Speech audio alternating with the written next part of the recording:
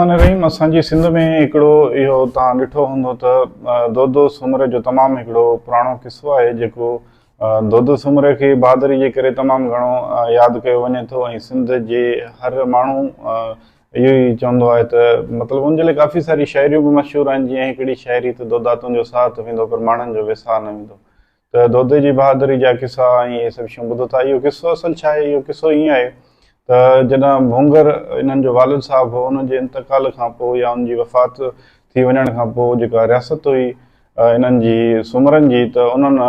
में दफ़ेड़ हिकिड़ो पैदा थियो त दोदे खे जेका आहे उहा हुकूमत ॾिजे या इनखे चनेसर खे। जॾहिं त चनेसर जेको हो उहो वॾो भाउ हो ऐं दोदो जेको हो नंढो भाउ हो। त दोदो जेको पंजनि जी जेका हुनजो ॿ वाइफ्स हुयूं, हिकिड़ी जेका पंजनि मां हुई, ॿी जेका हुई धारियुनि मां हुई। त दोदो पंहिंजी जेका मिलिट्री या जेका आहे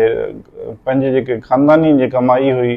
भूंगर ख़ान जी, उन मां हो ऐं चनेसर जेका आहे ॿाहिरें ख़ानदान वारी मां हो। त आख़िर सॼी हुकूमत रियासत जा जेके मशीर हुया उन्हनि सलाह मशवरे बादी चयो त हीउ जेको आहे सॼो सिस्टम उहो दोदो खे ॾिनो वञे, छो त दोदो बहादुर ऐं इंसाफ़ पसंदि माण्हू आहे ऐं उनखे हीअ रियासत जी सॼी ज़िम्मेवारी ऐं अॻुवाणी ॾिनी वञे। त जंहिंखां पोइ उहा जेका आहे अॻुवाणी दोदे खे ॾिनी वई ऐं ईअं ई जेको आहे चनेसर नाराज़ थियो ऐं नाराज़ थी करे दिल्ली जी सल्तनत सलाउद्दीन खिलजी सां वञी हथु मिलायो ऐं चयो त भागल भाई जेका मुंहिंजी भेण आहे ऐं तव्हां मुंहिंजी मदद कयो दोदे खे रियासत खां हटाइण जे लाइ, ऐं जंहिंजे बदिले मां तव्हांखे मुंहिंजी जेका ख़ूबसूरत उन्हनि जी भेण हुई भागल बाई ऐं उनजो तव्हांखे रिश्तो ॾींदुसि।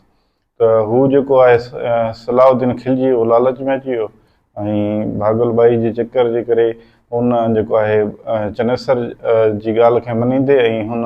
जेको आहे दोदे सूमरे ऐं हिननि जे किले ते हमिलो कयो ऐं चयो त तव्हांखे या त जंग करणी पवंदी या त इहा जेका आहे चनेसर खे जेका आहे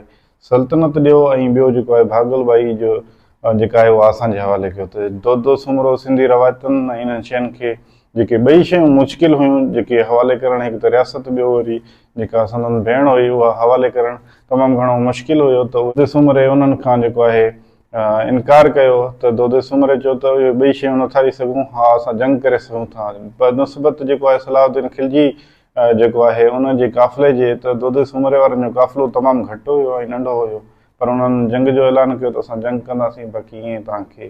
कोन ॾींदासीं। त आख़िर जंग थी ऐं जेको आहे सलाउद्दीन खिलजी जो जेको वॾो काफ़िलो हो ऐं दोदे सूमरे वारनि जो काफ़िलो नंढो हो, आख़िर दोदे सूमरे वारनि जे काफ़िले ऐं दोदो जेको आहे काफ़ी विढ़ियो ऐं काफ़ी सारी जंग कई, लेकिन आख़िर हू विढ़ंदे विढ़ंदे मारिजी वियो ऐं मारिजी वञण खां पोइ जेको आहे हुनजे जेका लाश जी बेहरमती करे रहिया हुया जेके सलाउद्दीन खिलजी जा जेके काफ़िले में जेके माण्हू शामिल हुया उहे लतूं हणी रहिया ऐं लाश जी बेहरमती करे रहिया हुया। त पोइ जॾहिं चनेसर उहो ॾिठो त जेका लाश जी बेहरमती थी रही आहे ऐं हुनखे गैरत आई त तव्हां हीअ न कयो, त हुननि हिनखे चयो त तव्हांजो छा वञे, असां जंग खटे चुका आहियूं, असांजी मर्ज़ी आहे। त हिन ते हू विढ़णु शुरू थियो ऐं विढ़ण खां पोइ हुनखे बि चनेसर खे बि उन जेको आहे सलाउद्दीन खिलजी जे माण्हुनि उहो क़तलु करे छॾियो। त जेको आहे दोदो जेको सूमरो आहे उहो त मारिजी वियो, पोइ वरी हुनखे चनेसर खे इहा गैरत आई त हाणे रियासत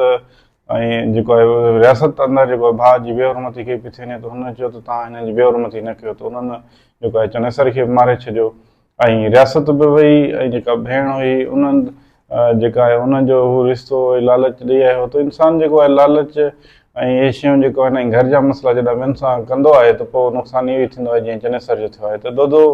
सूमरो जेको आहे उहो विढ़ंदे मारिजियो वियो, बहादुरी सां हुन मुक़ाबिलो कयो, पंहिंजे नंग दंग ऐं धरतीअ जे लाइ हुन पंहिंजी जान क़ुर्बान करे छॾी, पर हू पोइते न हटियो। ॿिए तरफ़ चनेसर हुयो जंहिं पंहिंजी रियासत खे पंजनि माण्हुनि खे नुक़सानु पहुचाइण लाइ दुश्मन सां हथु मिलाए करे पंहिंजी रियासत जो तख़्तो हूंदो कयो, पंहिंजे भाउ खे माराई ऐं पंहिंजो जेको सॼो ख़ानदान हो उन ते उन्हनि जो तबाह थियो ऐं बर्बादु थी उन्हनि जी हुकूमत ऐं पाण बि मारियो वियो ऐं हिनखे हासिलु कुझु बि न थियो। हिन सॼी सिस्टम ऐं हिन जेका आहे वाक़ई मां असांखे इहो सबक़ु मिले थो त जेको आहे पंजनि जा मारा या मीर जाफ़र जिन खे चऊं जेके पंजनि जा दुश्मन थियनि था, उन्हनि जो आख़िरी अंजाम इहो ई थियणो आहे जीअं चनेसर जो थियो। ऐं दोदो अॼु बि मतिलबु तव्हां ॾिसी सघो था त उन में बहादुरी में ऐं इन सिस्टम में हुनजो नालो जेको आहे उहो निर्वार आहे ऐं सिंध जे हर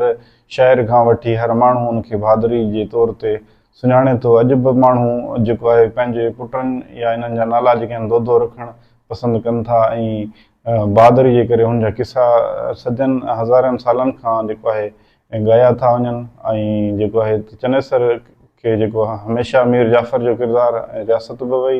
भाउ बि वियो ऐं सॼो सिस्टम बि पंहिंजो ख़तमु कयईं ऐं हासिलु कुझु बि न थियो। सिर्फ़ु इहो त हुन पंहिंजनि सां दुश्मनी कई, पंहिंजी रियासत सां दुश्मनी कई ऐं नतीजो उहो मिलियो जो हू गद्दार बि डिक्लेयर थियो ऐं सभु कुझु विञाए वेठो। त हमेशह अहिड़ा किरदार जेके आहिनि उन्हनि जो अंजाम अहिड़ो ई थींदो आहे। तव्हां सभिनी दोस्तनि जी महिरबानी।